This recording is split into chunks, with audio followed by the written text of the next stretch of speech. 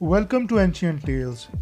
Video शुरू करने से पहले आपसे दरख्वास्त है कि अगर आपने अभी तक चैनल को सब्सक्राइब नहीं किया तो प्लीज़ चैनल को सब्सक्राइब कर दें और साथ में बने इस बेल आइकन को प्रेस कर दें ताकि मेरी नई आने वाली वीडियोस आप तक बआसानी पहुंचती रहें। तो चलिए वीडियो शुरू करते हैं।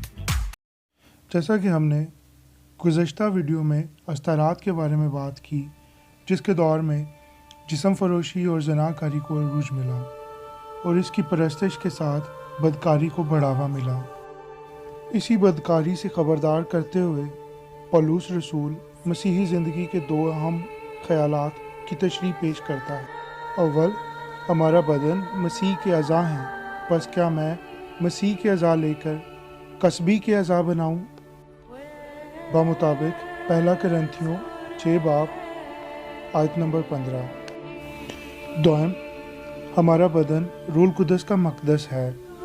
जो कसबी से सोहबत करता है वो इसके साथ एक तन होता है। फिर इसके लिए कैसे मुमकिन है कि रूल कुदस को बदन में जगह दे? मुक़द्दस यूहन्ना ने मुकाशफा 2 बाब उसकी 14वीं और 21वीं आयत में जिस हरामकारी का जिक्र किया है उसका ताल्लुक़ मजहबी हरामकारी से है, क्योंकि मशरक़ी रोमी सल्तनत में उस वक़्त तक इस किस्म की हरामकारी राइज थी। बाबुल को कसबियों और ज़मीन की मकरूहात की माँ कहने से मुक़द्दस यूहन्ना अपनी तनकीद में पुराने अहदनामे के नबी नाहूम की नैनवा के ख़िलाफ़ आवाज़ की बाज़गश्त पेश करता है। ये सीरत एक कनानी माता देवी थी। राज शमरा की तख्तियों के मुताबिक पुराने अहदनामा में इसका ताल्लुक़ बाल देवता के साथ है, जैसा कि कज़ात 3 बाब उसकी 7वीं आयत में ज़िक्र है। बनी इसराइल खुदावन को भूलकर बलीम और ये सीरतों की परस्तिश करने लगे। ये सीरत अक्सर एक देवी के तौर पर इस्तेमाल हुआ है। मसलन पहला सलातीन 18 बाब 19 आयत, दूसरा सलातीन 23 बाब 4 आयत, दूसरा तवारी 15 बाब 16 आयत और बाज़ मरतबा इसके बुत के लिए मसलन पहला सलातीन 15 बाब उसकी 13 आयत। इसका बुत इसकी शबीह की अलामत था। बनी इसराइल को हुक्म था कि इसको काट डालें, मसलन खरूज 34 बाब 13 आयत, या आग से जला दें, मसलन इस्तिस्ना 12 बाब 3 आयत। उनको ये भी हुक्म था कि खुदावंद खुदा के मज़बा के करीब किसी किस्म के दरख्त की ये सीरत ना लगाएं, मसलन इस्तिस्ना 12 बाब उसकी 21वीं आयत।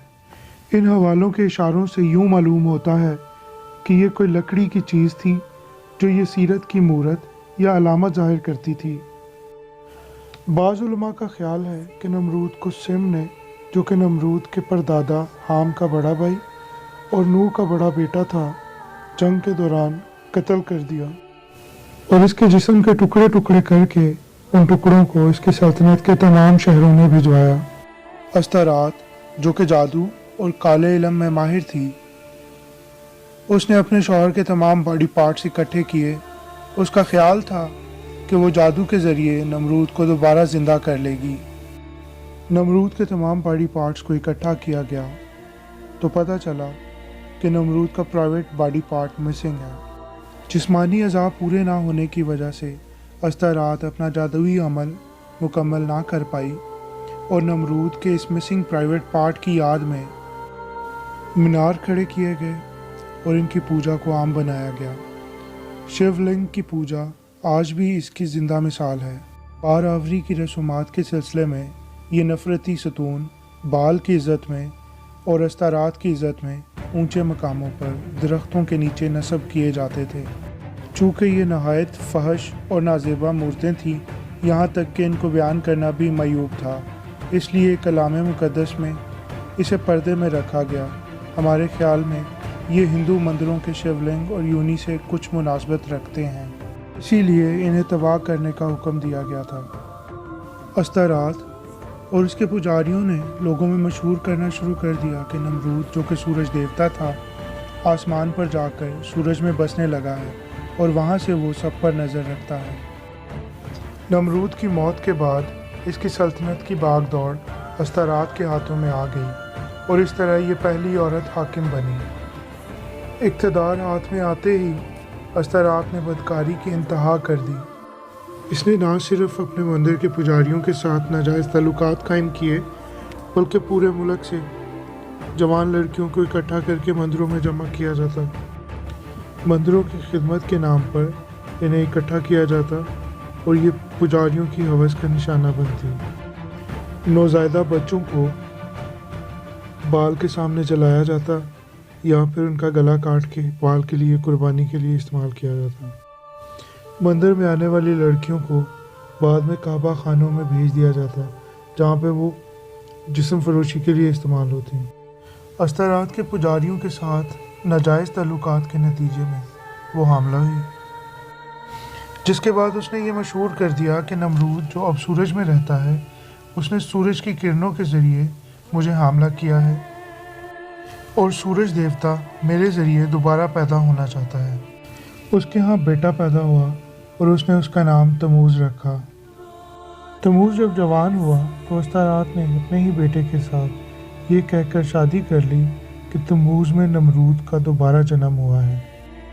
اس کی ان باتوں کو جاہل لوگوں نے سچ مان لیا، جس سے موت کے بعد دوبارہ جنم کا عقیدہ قائم ہوا جو آج بھی ہندوازم میں رائج ہے۔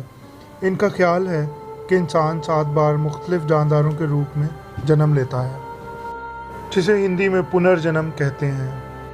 بہت سی بالی ووڈ موویز میں پنرجنم کے اس عقیدے کے بارے میں ہمیں مثالیں ملتی ہیں۔ اس مکار اور غلیظ عورت کا یہ کہنا تھا کہ جب اپنے بیٹے تموز جو کہ اب اس کا شوہر تھا اس کے ساتھ رات کو جنسی عمل سر انجام دے کر جب یہ صبح اٹھتی ہے تو دوبارہ سے کنواری ہو جاتی ہے، جس کے بعد اسے ازلی کنواری کا لقب ملا۔ اس کا ایک اور لقب آسمان کی ملکہ بھی تھا جس کا ذکر بار بار پرانے عہد نامے میں ملتا ہے۔ تموز کو بھی سورج دیوتا کے طور پر پوجا جانے لگا۔ تموز کا مصری نام ہورس ہے۔ تموز بھی اپنے سو کالڈ باپ نمرود کی طرح شکاری بنا۔ تموز کو جنگلی سوروں کے شکار کا شوق تھا۔ جب تموز 40 سال کا ہوا تو دوران شکار جنگلی سور نے تموز پر حملہ کر دیا اور اس کو چیر پھاڑ ڈالا، جس کے نتیجے میں تموز مارا گیا۔ اس کا خون پاس میں موجود ایک سدا بہار کے درخت پر گرا جو سارا سال ہرا بھرا رہتا ہے۔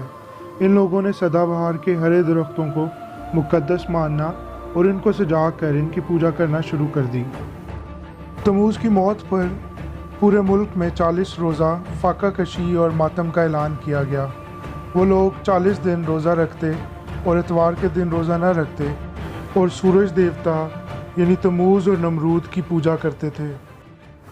41ویں دن استرات نے لوگوں میں یہ مشہور کرنا شروع کر دیا کہ تموز جو مر کر آسمان یعنی سورج میں جا بسا تھا دوبارہ زندہ ہو گیا ہے۔